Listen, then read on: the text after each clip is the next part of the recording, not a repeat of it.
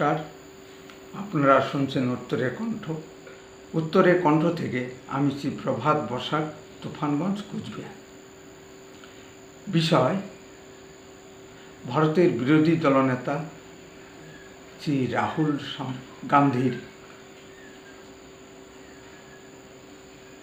বিবাহ বহির্ভূত সম্পর্ক। ইভিএম নিউজ ইউটিউব চ্যানেল সূত্রে জানা যাচ্ছে যে বাংলাদেশের একটি বিখ্যাত সংবাদপত্র বিস্ট এর সম্পাদক মোহাম্মদ সালাউদ্দিন সোহেব চৌধুরী ইদানিং তার সংবাদপত্রে একটি সম্পাদকীয় কলম লিখেছেন। সেই কলমে তিনি উল্লেখ করেছেন যে বাংলাদেশের গণ অভ্যুত্থান ঘটার ঠিক আগে ভারতের বিরোধী দলনেতা রাহুল গান্ধী লন্ডনে বাংলাদেশের প্রাক্তন প্রধানমন্ত্রী খালেদা জিয়ার পুত্র তারেক রহমানের সঙ্গে বৈঠক করেছেন ঠিক গণ অভ্যুত্থানের আগে। সেখানে নাকি ঠিক হয়েছিল ভারতেও এই ধরনের গণ অভ্যুত্থান ঘটিয়ে আমাদের প্রধানমন্ত্রী মাননীয় নরেন্দ্র মোদীকে হটিয়ে রাতারাতি হিরো বনে গিয়ে ভারতের প্রধানমন্ত্রী চেয়ার দখল করবে। সে যাক, এগুলো রাজনীতির কথা, এটা সম্ভব হয়নি, কারণ ভারতবর্ষের গণতন্ত্র অনেক শক্তিশালী, জনমত শক্তিশালী। আসি অন্য বিষয়ে। সেই প্রতিবেদনে সালাউদ্দিন সাহেব আরও একটি বিস্ফোরক তথ্য সামনে এনেছেন এবং সচিত্র প্রতিবেদন পেশ করেছেন। সেখানে তিনি লিখেছেন, ভারতের বিরোধী দলনেতা শ্রী রাহুল গান্ধী বিবাহিত, তার একটি 19 বছরের ছেলে এবং একটি 15 বছরের মেয়ে বর্তমান।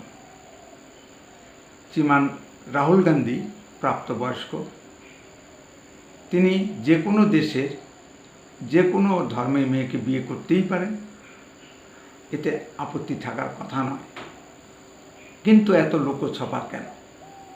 এখানে উল্লেখ করা যেতে পারে, আমাদের মুখ্যমন্ত্রী মাননীয় মমতা ব্যানার্জি বিয়ে নিয়েও জনগণের মধ্যে অপার কৌতূহল বর্তমান।